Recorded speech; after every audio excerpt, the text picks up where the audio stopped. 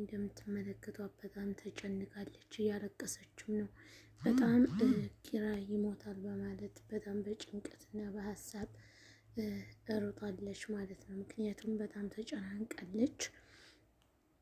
ኪራን ከቤት ሊና ጠፋች፣ ዳቦ ላምጣ ብሎ እንደወጣ በጎቤው ተደብድቦ ራሱን ስቶ ወድቆ ነበረ።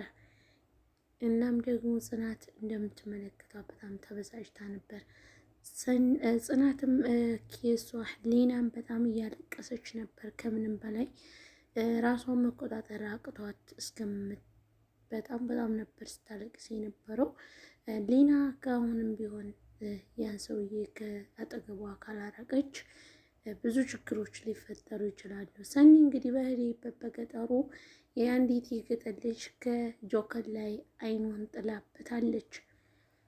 ሰኒም ደግሞ እንደ ነብርም እንደ አንበሳም አደረጋት። በጆከር የመጣ ባይን የመጣ ነው።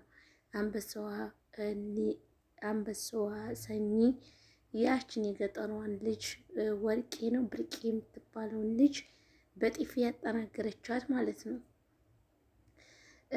ጆከር እና ሰኒ እንግዲህ በጣም ደስ የሚል ጊዜ እያሳለፉ ይገኛሉ በሄዱበት በገጠር። እነሱም ራኬ ብትፈቅድልን ኑሮ ብዙ ጊዜ መቆየት እንችል ነበር፣ ነገር ግን አትፈቅድልንም፣ መመለስ አለብን እያሉ ነው ማለት ነው። አሰላሙ አለይኩም ወራህመቱላሂ ወበረካቱ። ውድና የተከበራችሁ ተመልካቾች እንደምን አላችሁ? ያለው አልሐምዱሊላህ። ለቤቴ ለቻናሌ አዲስ ሲሆናችሁ ሰብስክራይብ፣ ላይክ፣ ሼር በማድረግ ቤተሰብ ሁኑ ስል በአክብሮት የምጠይቃችሁ ይሆናል ማለት ነው። አሁንም እንደተለመደው ነባር ቤተሰቦች ላይክ ሼር እያደረጋችሁ ሀሳብ አስተያየታችሁን ኮሜንት ላይ ያስቀምጣችሁ አበረታቱኝ እላለሁ። አዳዲሶች አዲስ የምትቀላቀሉ ቤተሰቦች ደግሞ ሰብስክራይብ ማድረጋችሁን አትርሱ። የሰው ደስታ የሚያስደስታችሁ ሁላችሁም ሰብስክራይብ አድርጉ ማለት ነው። እንግዲህ እንደምትመለከቷቸው ሰኒና ጆከር በጣም ደስ በሚል ሁኔታ ቁጭ ብለዋል። በነገራችን ላይ ሀገራችን ላይ አሁን ላይ ዝናብ በመሆኑ በጣም እጅጉን ሀገራችን ውብ ሆናለች። እንደምትመለከቷት ጨሌው ምናምኑ በቃ በጣም ደስ የሚል ቦታ ውስጥ ተቀመጡበት። አየሩ ንፋሱ ወይኔ በጣም እኔ እንጃ። አሁንማ እንግዲህ ከክረምት ያው ግንቦት እስከሚገባ ድረስ ግንቦትና ሰኔ ትንሽ ሙቀት አለ። ከዛ በኋላ ከግንቦትና ከሰኔ በኋላ ሐምሌና ነሐሴ ይገባል። ከዛ በኋላ ደግሞ ሐምሌና ነሐሴ ካለቀ በኋላ መስከረምና ጥቅምት፣ ህዳር፣ ታህሳስ ምናምን በጣም ደስ የሚሉ የአላህ ቀኖች ናቸው ማለት ነው። እውነት ለመናገር ሀገራችን ላይ ክረምት ላይ ወይም ሐምሌና ነሐሴ ላይ ያለው ድባብ በጣም ደስ የሚል ነው ማለት ነው። ሀገራችንን ኢትዮጵያን ሰላሟን ለምለማችን ሀገራችን ሰላም ይመለስልን። የሀገራችን ሰላም የሁሉንም ሰላም የነሳ ነው እና ሀገራችን ሰላም እንዲሆንልን በቻላችሁት መልኩ ዱዓ አድርጉ ማለት ነው። ውድ ተመልካቾቼ ለዚህ ቤት ለዚህ ቻናል አዲስ የሆናችሁ አሁንም እንደተለመደው ሰብስክራይብ፣ ላይክ፣ ሼር ማድረጋችሁን እንዳትረሱ። የመወዳችሁ የሀገሬ ልጆች የምታበረታቱኝ ከጎኔ ላላችሁ ጓደኞቼ ከልብ ነው ማመሰግነው። አንዳንድ ምቀኛ ሰዎችም አሉ። ምን ታረጉታላችሁ? ምቀኝነት ለማንም አይጠቅምም ማለት ነው እና ለሰው ልጅ በጎ ማሰብ ጥሩ ነገር ነው ማለት ነው። በሄዳችሁበት በየትም ቦታ ሆናችሁ ለሰው ልጅ መልካም እሰቡ። ሰውን ከሰው ማባላት፣ ሰውን ከሰው ማጣላት፣ ሰውን ከሰው ማለያየት፣ ዘመድንና ጓደኛሞችን ማለያየት ይህ ነገር ይቅርባችሁ ነው ምለው። እንግዲህ ሁላችንንም አላህ ቆጣቢዎች አድርገን ማለት ነው። ሰው መምከር በነገራችን ላይ በጣም ቀላል ነው። ነገር ግን ራስን መምከር በጣም ይከብዳል የምትል ልጅ ነበረች ማለት ነው። ይህ ነገር እውነት ነው፣ ተግባር ላይ ነው እንጂ በወሬ አይደለም። የሰው ልጅ ሰው መምከር በጣም ቀላል ነው።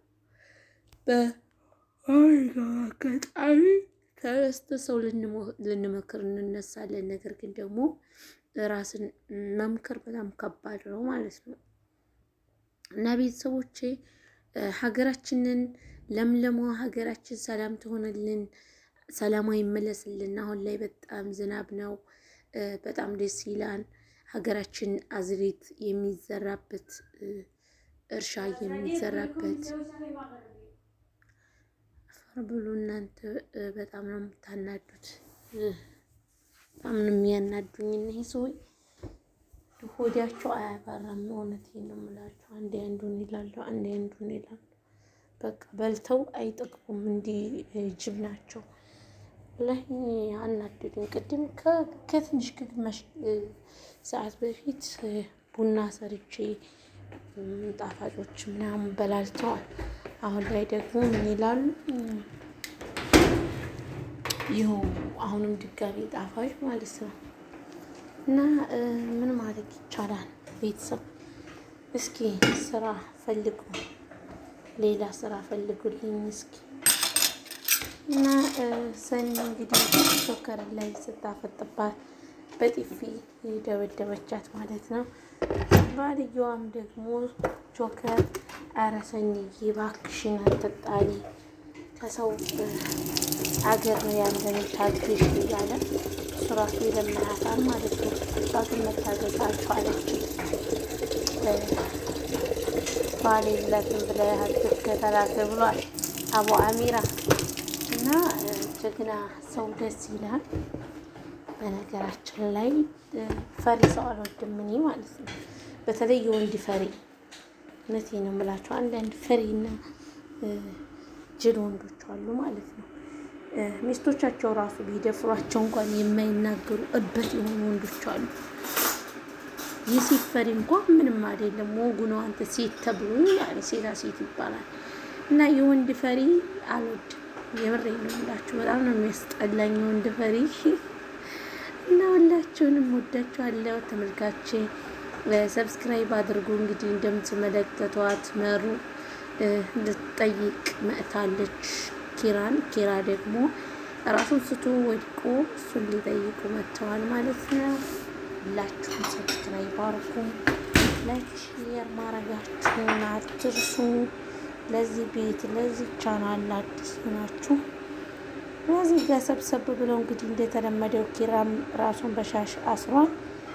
ሊናም እያለቀሰች ትገኛለች። ናሆሚ ደግሞ ያዙኝ ልቀቁኝ፣ ያንጎብ ቢሆን ቀጠቅጠዋለሁ ይላል ማለት ነው። አይ ናሆሚ ጅብ ሄደ ውሻ ጮኸ። ታዲያ ወጥተህ አደበድበውም እንዲህ ከሱ ነው የምትፎገላው? ወይ ጉድ! ተው እንጂ። እዚህ ጋር ናቲም ደግሞ የቦቅቧቃ ፈሪ ናቲ ማለት ነው። እንደምትመለከቱት ኪራይ በጣም ይቅርታ፣ እኔ በቃ ቅዱሴ አንተን በህርኩበት ከቤት ከመጣሁ ቀን ጀምሮ አንተን እንዲያሳቀቅኩህ ነው። ፈሪ ወንድ ልጅ በተፈጥሮ ኮስጠን ብሎ ቢመታም እንኳን ቢመታም ወንድ ልጅ ኮስጠን ሲል ነው። እኔ የወንድ ፈሪ አልወድም። እውነቴን ነው የምላችሁ። ፈሪ ከተሆነ እስኪ አሁን አስባችሁታል? አንድ ወንድ ማለት ነው ከሚስቱ ጋር እየሄደ ሚስቱን ሊላከፉ ወይም የሆነ ነገር ሊሉ አግድሞ እያየ ዝም የሚል ወንድ ይህ አሁን ወንድ ይባላል? እውነቴን ነው የምላችሁ። እና ወንድ ልጅ ጀግና ሆኖ ቤተሰቦቹን ሲያስከብር ቤተሰቦቹን ለራሱ ቀርቶ ማለት ነው ይህን ነገር ቤተሰብ ነው ተብሎ እንኳን ሲከበር ነው ደስ የሚለው ማለት ነው። እና ሴት የሚድሰው ወንድ እውነቴን ነው የምላችሁ በጣም ነው የሚያስጠላኝ። እና ሁላችሁም ሰብስክራይብ አድርጉ፣ አበረታቱኝ፣ ላይክ ሼር እያደረጋችሁ ለሁሉም እንዲደርስ አዳርሱልኝ እስኪ።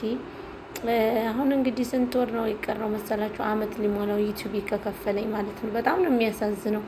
አሁን ሚያዝያ፣ ከዛ በኋላ ግንቦት 2 ወር፣ ከዛ ሰኔ 3 ወር፣ ነሐሴና ሐምሌ 5 ወር፣ መስከረም በቃ መስከረም ላይ ነው የከፈለኝ ማለት ነው። እና መስከረም 5 ወር ነው የቀረው ማለት ነው። እንግዲህ አያችሁ ይህ ሁሉ ድካም መድከም ማለት እንግዲህ ዩቲዩብ በየወሩ የሚከፈሉ ልጆች አሉ። እሱም በየወሩ የሚከፍላቸው ምንድነው? እይታ ሲኖረው ነው።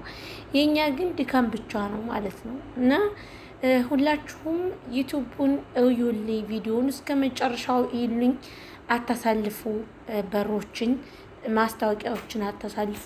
ማስታወቂያ እያያችሁ ብታዩልኝ ለእኔ ይጠቅመኛል ማለት ነው። የአኺ ሁላችሁንም ወዳችኋለሁ። በያላችሁበት ቦታ ፈጣሪ ከመጥፎ ነገር ሁሉ ይሰውራችሁ ነው የምለው። አገራችን ሰላም ይመለስልኝ። አገራችን ሰላም ርቋን ዝናብ እየዘነበ ነው ዘንድሮ አልሐምዱሊላህ። ያው ከዛሬው በተሻለ ይሻላል፣ ዝናብ ዘንቧቸዋል ማለት ነው። ሆኖም ግን ሰላም የለም። አሁን በፍርሃት የተዋጡ ናቸው። ስለዚህ አላህ ሁሉን ነገር በቃ ብሎ ሰላም እንስበክ፣ ሰላምን ያምጣልን። በሰው ሀገርም ስትኖሩ ሰላም የሚኖራችሁ የሰላም እንቅልፍ እየኖረን አገራችሁ ሰላም በመሆኑ ያኔ አገራችሁ ሰላም በመሆኑ ነው ማለት ነው። እና ሀገራችን የኛም ሀገር እንደማንኛውም ሀገር ሰላም ሆኖልን እና ታዲያ አሁን ላይ አዲስ አበባ ምናምን ለመዝናናት ባለፈው ሰውዬ ምን አለ መሰላችሁ? ሳዕዲያ አለኛ ቤት ናዓ አልኩ ሀገራችሁ ላይ አልነበረ ምንድን አለ እና ማታ ማታ አሁን በሌላ ሀገር ሊዝናኑ ሲሄዱ ማታ ማታ ነው የሚወጡት ማለት ነው፣ ውሏቸውን ተኝተው። ሀኛ ሀገር ግን ማታ ማታ መውጣት አይችሉም፣ ይፈራሉ። ከዛ ምን አለኝ ሀገራችሁ ልሄድ አስቤ ነበር እና ስጠይቅ አለኝ አልኩትኝ ማታ ማታ ይወጣል። ሀገራችን በቃ በተፈጥሮ ምለው ጠፋብኝ ማለት ነው። ተፈጥሮ በቃ ውሏችንን ስንንቀሳቀስ እንውላለን፣ ከሰዓት 8 በኋላ እንተኛለን አልኩት። ይሄ በቃ ምንም አማራጭ የለኝም ማለት ነው። ከሰዓት 8 በኋላ አይፈቀድልንም፣ መንግስቱ ፈቃድ አይሰጠንም። በቃ እንድንተኛ ነው የሚያዘን አልኩት። ያያችሁ ይህ ማለት አዲስ አበባ ሀገራችሁ አምሯን አለ። የኛ ሀገር ሰዎች እዛ ሄደው የመኪና ኪራይ እያከራዩ ነው እና ደግሞ ሰዋኮችን ቀጥረው የሚተረጉሙና ብስሚላ ፈጀእቲኒ ጥሩ ቦታ የሚያደርሱ ሰዎችን እንትን እያሉ ነው አለ፣ እየቀጠሩ ነው አለ። እንደዚህ እያደረጉ ነው። አዎ አይ ሰላሙ ይመጣል። የኛም ያኔ ለራስ ለደህንነት ሲባል ነው አልኩትኝ።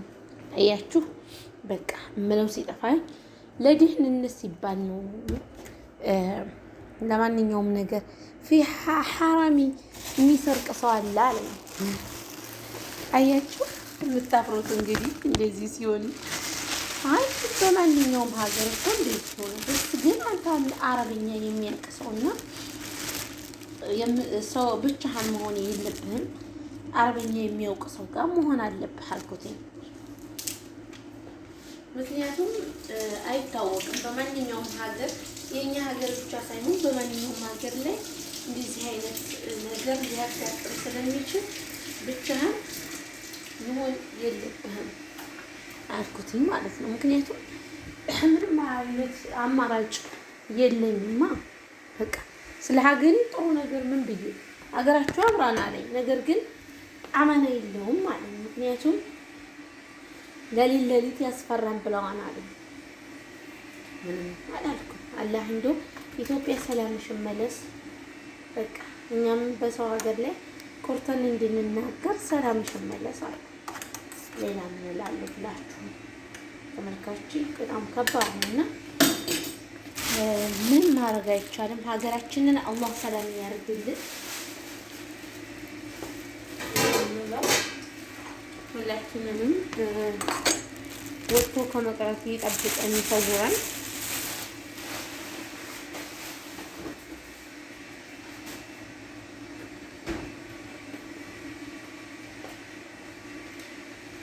ስንት ሰው ወጥቶ ይቀረሰዋልና ወጥቶ ከመቅረት ይሰውረን ፈጣሪ።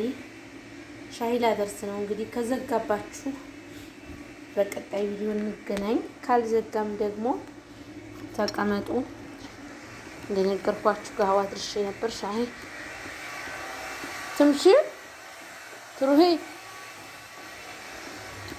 እና ሁላችሁንም ወዳችኋለሁ፣ አከብራችኋለሁ። መጣሁ።